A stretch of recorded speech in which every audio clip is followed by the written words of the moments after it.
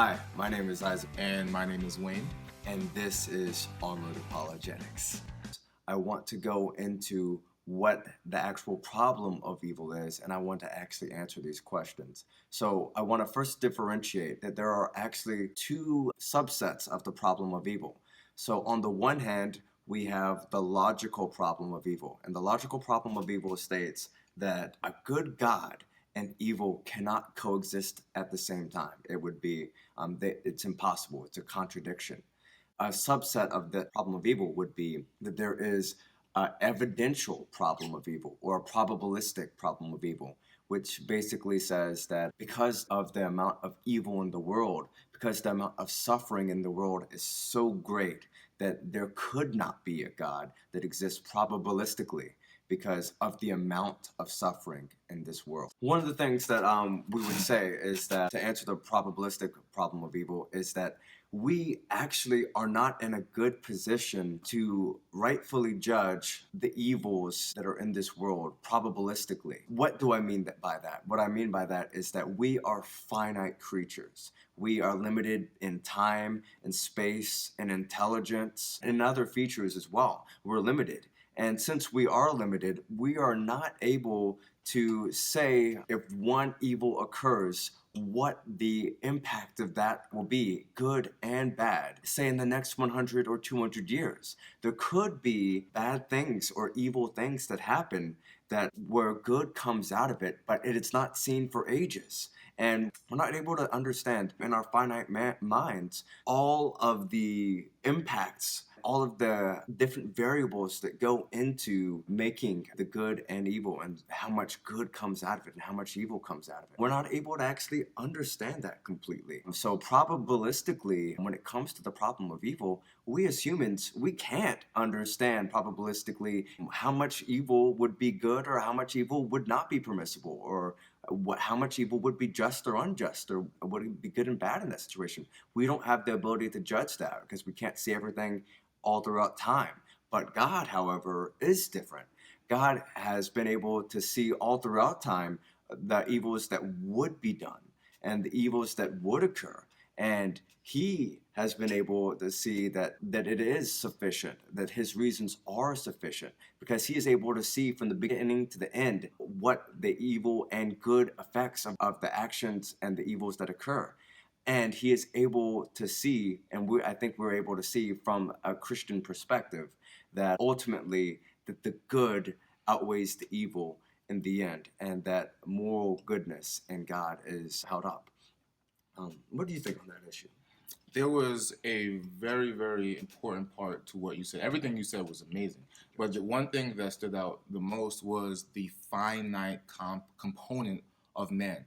Something that we have to identify within ourselves is that we are unable to know everything. For example, if there was someone walking into a school that belongs to a student that might be sitting in a classroom, that student would be 100% unable during class to know the 10th person that walked inside of the school while they're in class. They can't know everything that's going on at all times. The only being that could understand that is God. Because God can understand all things and we cannot understand all things, we should naturally submit ourselves to the being that says or acknowledges that he can know all things. And a great example is professors. Most students go to class or to college because they are taught or trained that the college professor, because of their PhD or their credentials, they know more than that individual or those students.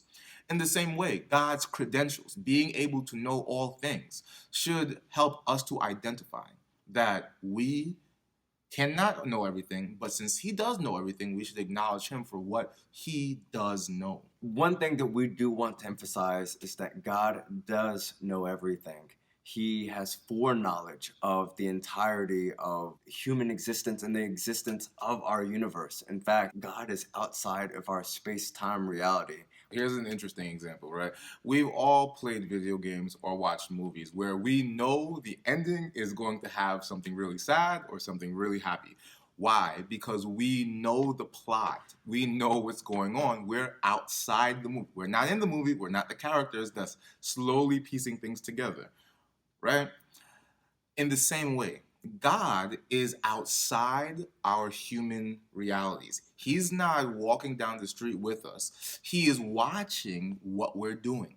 And because he's watching us, he is seeing everything that possibly could be happening and can understand why certain evils happen better than we could understand why certain evils happen. Let's get into the second point now, because there's multiple points here on why I think that the probabilistic version of evil is not a persuasive argument. The second point, I would say, is that in Christian theism, if we take that point of view, it makes absolute sense why there would be evil in the world.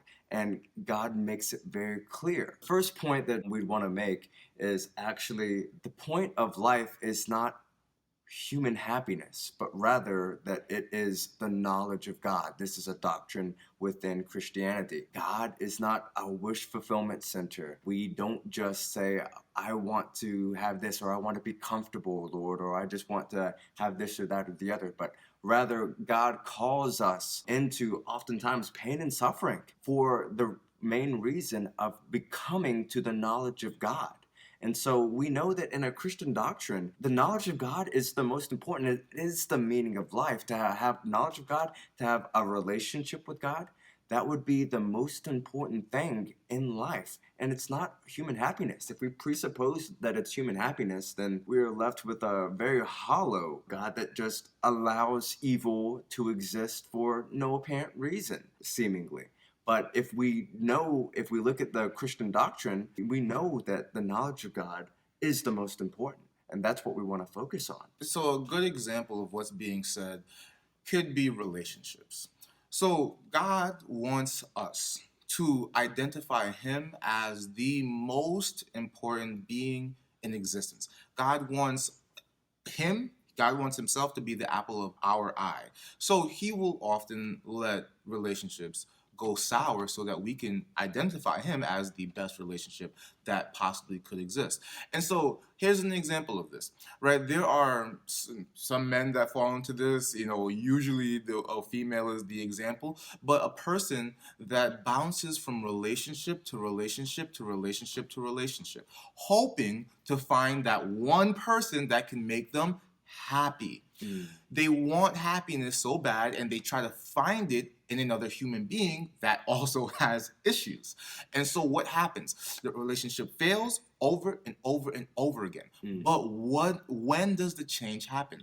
The change happens only when the person becomes or develops a relationship with the God of all creation. Why? Because now a satisfactory element that can satisfy the soul, the emotions, and the brain of a person is now entered into that individual's life and can never be removed because God is permanent, eternal, and consistent.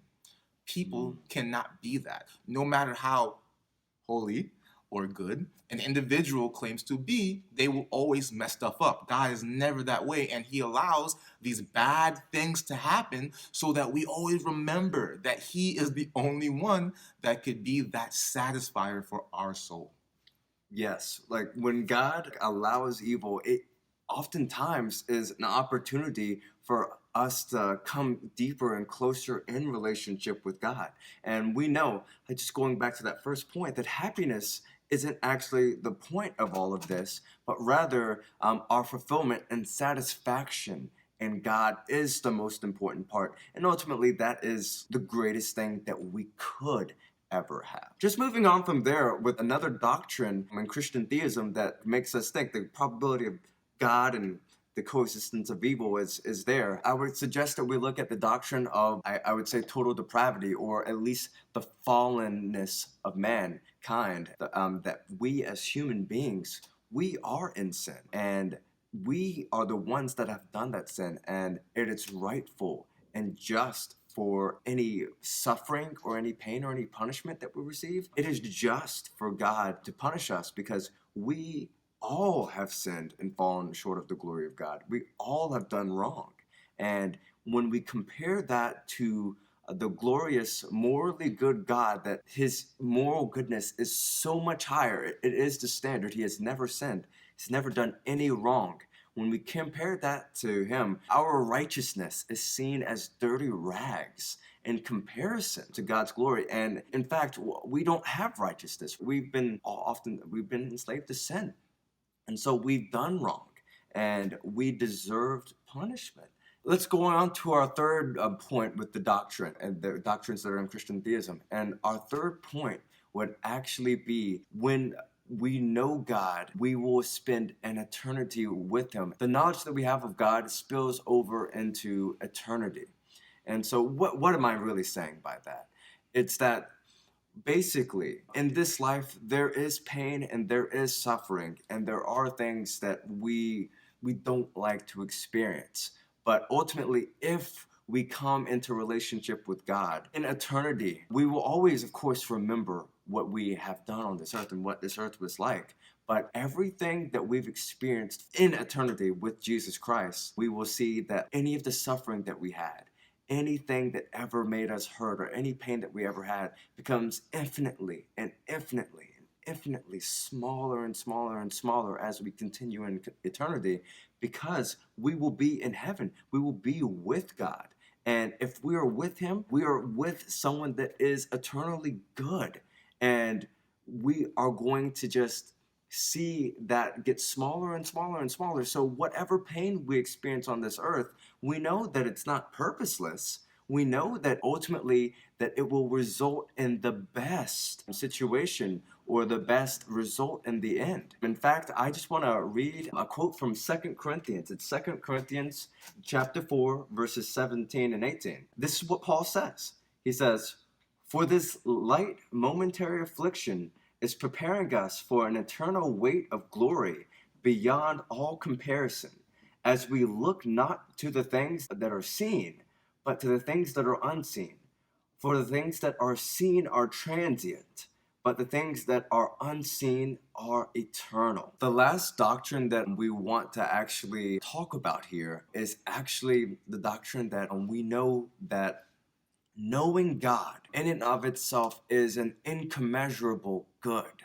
Just simply knowing God is in itself a good that is worth suffering for. In fact, again, it is the meaning and the purpose of life. And we know that God has allowed these things to happen, but he has not done anything. But we should really just understand that knowing God in and of himself, knowing the creator of everything, of all time, of all space, of the universe, of every single law, of every single human being, that the one that knows you personally, with every single hair on your head and every single one of the grains of sand on the earth, knowing that God, one that is morally good, one that actually has love for people, this is something that cannot be overlooked. That was the problem of evil. If you have any questions, feel free to comment below. I hope we answered this problem of evil sufficiently for you, and this is Armored Apologetics.